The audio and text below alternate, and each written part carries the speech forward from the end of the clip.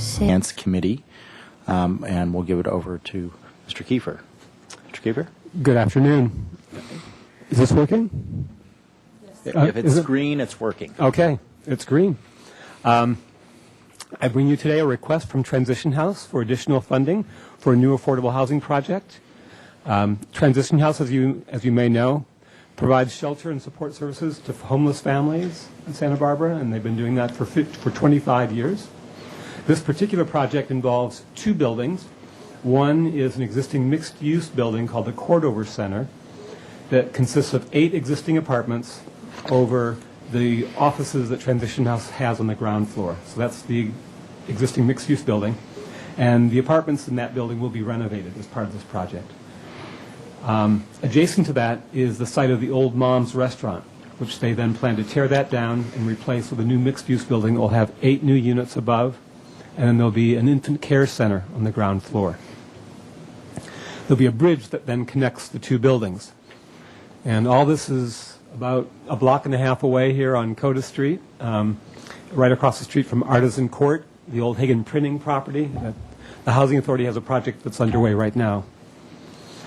Council approved a loan last July of $680,000 for this project. And one of the critical elements of the financing plan at that time was their application for tax credits. Unfortunately, Transition House was not selected, as this is a very competitive program, but they were encouraged to reapply. And so that's what they're going to be doing next week. But since last July, there's been a $2 million funding shortfall that has come up. And half of that has come from state funding. The state supportive housing program, their funds are basically frozen indefinitely, and so we really can't rely on that funding. The other half of that $2 million gap then came from tax credits themselves. They expect to get about $1 million less in their tax credit award for this round that they'll be applying for, and the difference being last year there was federal stimulus money that was used to augment the tax credits, and that federal stimulus money will not be available this year for the tax credits. So they had this $2 million gap, and Transition House was very resourceful. They, through cost cutting and identifying other funding sources, they've limited their request to $320,000 from the city.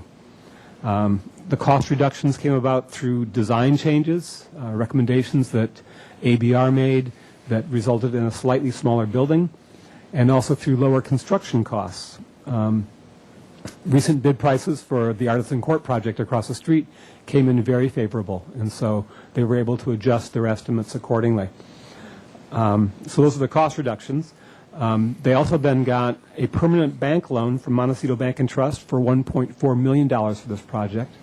That's a new loan, and it came about really because of an anticipated award of project-based Section 8 that the Housing Authority is expected to grant the project. And with that guaranteed flow of fair market rent, then Montecito Bank and Trust felt they could lend a first mortgage loan to the project, and that's permanent financing, and that's in the amount of $1.4 million. So that leaves a gap of $320,000, and Transition House requests that the existing $680,000 home loan that we have for new construction, that be increased by $170,000 to $850,000 total for the new construction home loan. And then they're asking for a new loan, an RDA loan, of $150,000 for the rehab portion of the project. So that total is then $320,000. Adding up everything that we've given to this project over 11 years, it comes to $1.5 million, or roughly about $96,000 per unit, which is pretty consistent with the affordable housing projects that we've done in the past. The proposed increases and the original $680,000 that was approved, that's all contingent on Transition House getting the tax credits. That's the linchpin of their financing. It's about $3.2 million that comes to the project through these tax credits. There's just a little wrinkle, and that's explained in the report. Our award of home funds is a little late. We currently have only about $131,000 of home funds right now on hand. So we're expecting to get our award of $870,000 any day now. So in the unlikely event that the home money isn't awarded in time for them to need it, then we suggested that we would use $39,000 of RDA money to fill that gap. But we have every expectation that those home funds will be awarded in time for this project. And so that's just as a contingency. I had to put that in there. And we have sufficient RDA funds for both the new $150,000 loan for the rehab, and then if we had that contingency of $39,000.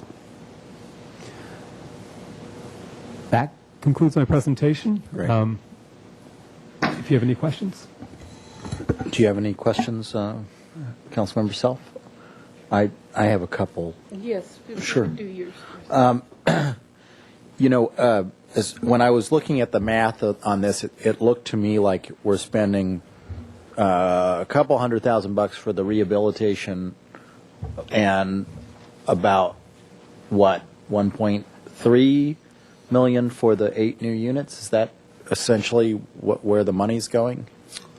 Well, we've given them $120,000 in pre-development loan Right. for the new construction. $680,000 is set aside for the new construction. That was already approved last year by council. Right. So that's $800,000. And then if we add another 170 to that, Plus the loan for acquisition. right, and that, you know, again, if you split that, I don't know if you want to split it half and half between the new construction And the rehabilitation. Okay, so to do that correctly, it would be about 260,000 then for the rehabilitation of the units, and the balance, which is 280 plus 680 plus the amount you're requesting today for the 8 units, right? Right. So in looking at those, you guys have taught us well that we should be looking at a subsidy of about 110,000 per unit. If you're just looking at the 8 The 8 new units. the 8 new units, it's a lot more per unit. Can you explain to me why? Well, there are a couple of factors. One being that we're dealing with larger units here. We're dealing with family units. Right. And, you know, a lot of those other projects were much smaller. Right. They were for Studios. homeless, Yeah, transitional housing, and Very small studios. Okay. And the other factor is that this is a small project. right. Those So other you don't get projects the had economy of scale. economies of scale. Okay. And this bridge, what's the bridge for? They're on the same side of the street, right? They're on the same side of the street, but they want to be able to have handicap accessibility for all the units. And so the new structure is going to have an elevator. Okay. And then, so they'd be able to access the existing units that are going to be rehabilitated. Okay. And how much does that bridge cost? Oh, I don't know off the top of my head. I'd have to dig a little Okay. bit for that. I'm ready to move it, but I'd just be curious because, and what the pluses and minuses of having them all handicapped is accessible and not, and so forth. Well, there's also a function or a design element as well that, well, I think we have some people we can ask the question of. we do. Okay. We have Kathleen Bauschke here, the executive director of Transition House. I know. And Frank. For being late, we were waiting outside room 15. Oh, okay. The other building and got misinformed, so we're really sorry. Could you have Frank or yourself come up, because I wanted to just ask the question of how essential is this bridge, and is it very expensive, and that component of the project.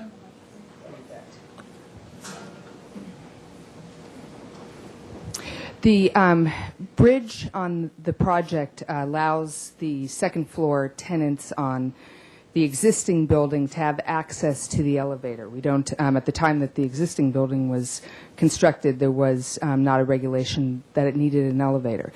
So this will give an opportunity to allow residents that might be in those apartments to have access to it, and it also forms more of a community between the two facilities. And about, I mean, if you had to break out the approximate additional cost of the bridge component. Probably 20,000. Oh, that's not that much. Yeah. Okay. Thank you. Thank you. Do you have some questions, Michael? No, I think Great. And then do we have a motion? okay. Thank you. So the recommendation that we authorize the funds according to today's presentation. So you'd be moving recommendations A, B, C, and D. Right. Okay. Is that a I'm the motion? new kid on the block. I'm still learning. I'm a work in progress. So we have a motion, and I'll second that. All those in favor, please say aye. Aye. Aye. Opposed? Motion carries unanimously. Thank you so much, and again, we're sorry you weren't here. Not a problem. No, I'm really glad that you were here to answer the bridge question. And Michael, welcome. I'd love to have you come to our facility when things calm down for you. It's crazy. Thank you. All right.